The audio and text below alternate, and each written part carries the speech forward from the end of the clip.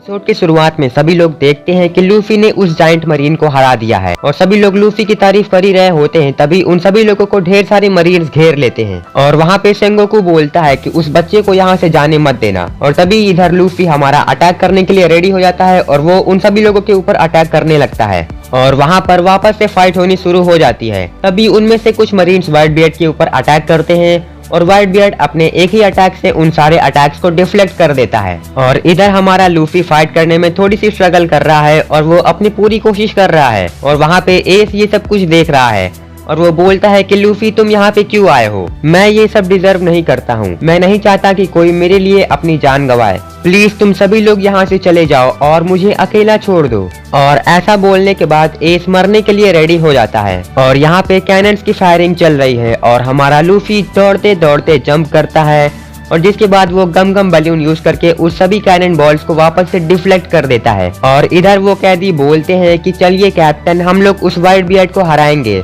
और जिसके बाद बगी भी बोलता है कि हाँ चलो और व्हाइट बियर्ड को हराएं। लेकिन अंदर ही अंदर बगी जानता है कि वो ऐसा कभी नहीं कर पाएगा। और तभी बगी को कोई लाल नाक वाला कह के बुलाता है और बगी पीछे देखता है तो वो होता है व्हाइट बियर्ड। और व्हाइट बियर्ड बोलता है कि मुझे तुम्हें जिंदा देख के काफी हैरानी हुई। तुम वही हो ना जो रोजर के शिप के अंदर काम करते थे? वैसे तुम्हारे पास इतने सारे कैदी है, क्या तुम यहाँ पे मुझे मारने के लिए आए हो? और वो कैदी बोलते हैं कि हाँ ये आपको मारने के लिए आया है। और ये सुनकर के बगी बोलता है कि अब तो मेरे पास कोई चारा नहीं बचा है और वो व्हाइट बियर्ड को फाइट के लिए चैलेंज कर देता है, जिसे सुन करके सभी कैदी खुश हो जाते हैं और मिस्टर 3 को लगता है कि अब तो बगी गया। और यहाँ पे व्हाइट बियर्ड बोलता है कि क्या तुम मुझसे फाइट करना चाहते हो?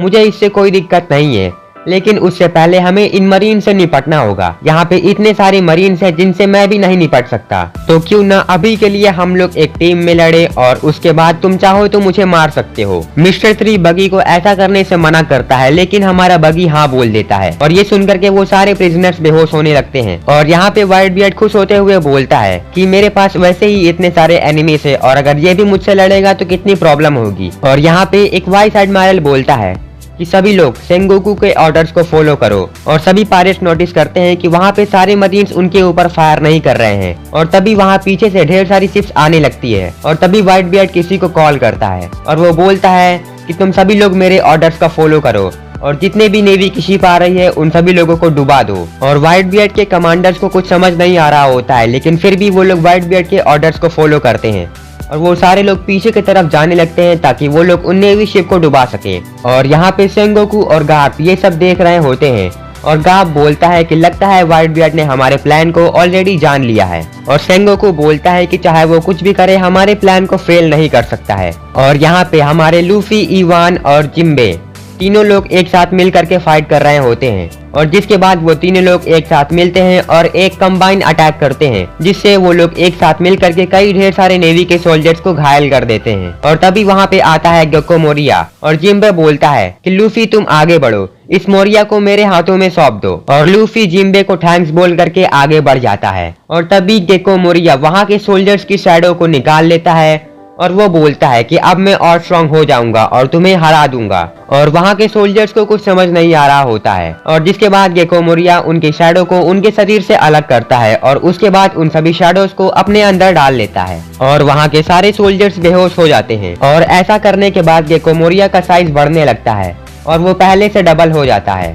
और जिम्बे मोरिया से बोलता है कि तुम किसी और की ताकत यूज करके खुद को स्ट्रॉन्ग बना रहे हो, इससे तुम खुद थोड़ी स्ट्रॉन्ग बन रहे हो। और मोरिया बोलता है कि मुझे इससे कोई फर्क नहीं पड़ता है जब तक मैं स्ट्रॉन्ग बनता रहूं। जिसके बाद मोरिया अपनी कैंची निकालता है और वो जिम्बे से बोलता है अब मैं तुम्हारी भी शैडो निकाल लूंगा और स्ट्रॉन्ग बन जाऊंगा। और वो जिम्बे के ऊपर अटैक करता है, लेकिन जिम्बे की स्पीड बहुत ज्यादा होती है और वो मोरिया के अटैक को बहुत ही आसानी से डॉज कर लेता है। मोरिया को यकीन नहीं होता है कि जिम्बे इतना बड़ा और भारी है, फिर भी उसके पास इतनी स्पीड है। जिसके बाद जिम्बे मोरिया के ऊपर एक पावरफुल अटैक करता है, जिसकी वजह से मोरिया के अंदर की पूरी शैडो निकल जाती है और वो वापस से छोटा होने लगता है। इधर लूफी काफी मरीन से फाइट कर रहा होता है, तभी स्मोकर उसे देख लेता है और वो बोलता है कि तासुकी मेरे रास्ते से हटो। और वो तुरंत जाता है और लूफी को एक जोरदार अटैक करता है, जिसकी वजह से लूफी पीछे हटता है और वो देखता है कि उसके सामने होता है स्मोकर। और वहाँ पे इवान लूफी को बचाने के लिए आने ही वाला होता है, लेकिन तभी कुमा इवान के पीछे आता है और वो उसके ऊपर अटैक करने लगता है। और यहाँ पे लूफी बोलता है कि मैं भूल गया था कि तुम्हारे वेपन पे सी प्रिज्म स्टोन लगा हुआ है। जिसके बाद हमारा लूफी गियर सेकंड यूज करता है और वो स्मोकर के ऊपर अपना जेट गैटलिंग अटैक करता है, लेकिन उससे स्मोकर को कुछ भी नहीं होता है और हमारा स्मोकर हवा में उड़ने लगता है। तभी ताशिकी लूफी के ऊपर अटैक करने वाली होती है, लेकिन हमारा लूफी उसको आसानी से डॉज कर लेता है और वो बीच हवा में होता है और वो हवा में ही स्मोकर के ऊपर अटैक करने लगता है और स्मोकर लूफी के सारे अटैक्स को डॉज कर लेता है और वो एक एक करके लूफी के सारे अटैक्स को डॉज करते हुए उसके पास पहुंचता है और वो लूफी के ऊपर अपना एक अटैक करता है और उसे जमीन में गिरा देता है। और स्मोकर बोलता है कि पिछली बार तो तुम बच गए थे, लेकिन इस बार मैं तुम्हें जाने नहीं दूंगा। और तभी स्मोकर से कोई बोलता है कि उसे छोड़ दो और तभी स्मोकर के फेस के ऊपर एक जोरदार किक आती है और हमारा स्मोकर दूर जाके गिरता है।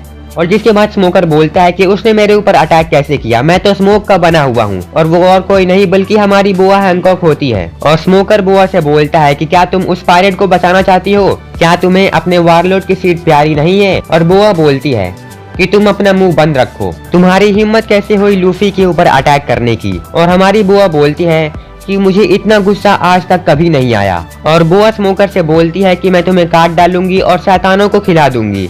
और तभी लूफी उठता है और वो बुआ को थैंक्स बोलता है और बुआ का पूरा मूड चेंज हो जाता है और वो लूफी को हाय बोलती है। और इधर इवान कुमा से बोलता है कि क्यूमा तुम क्या कर रहे हो, अब बस करो, क्या तुम मेरा चेहरा भूल गए हो, क्या तुम मुझे भूल गए हो। और तभी वहाँ पे डोफ्लामिंगो हंसते हुए आता है और वो बोलता है कि जिस कुमा को तुम जाना करते थे वो अब नहीं रहा, क्योंकि ये अब मर चुका है। और इसी के साथ हमारा एपिसोड यहीं पे खत्म होता है।